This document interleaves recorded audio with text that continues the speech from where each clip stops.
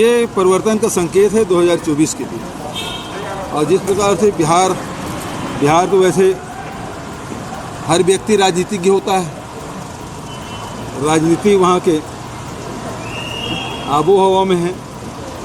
और वो जो अभी जो परिवर्तन हुआ है, तो सबसे पहले तो नीतीश जी, तेजस्वी जी और महागठबंधन जो बना है उसके सभी साथियों को बधाई देना चाहता हूँ, उनको शुभकामनाएँ।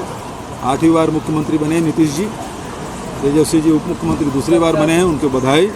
और निश्चित रूप से एनडीए में पहले उसके सबसे मजबूत साथी अकाली दल छूटा, फिर महाराष्ट्र में शिवसेना उसे छूटा, अब जेडीयू एनडीए से किनारा कर लिया है।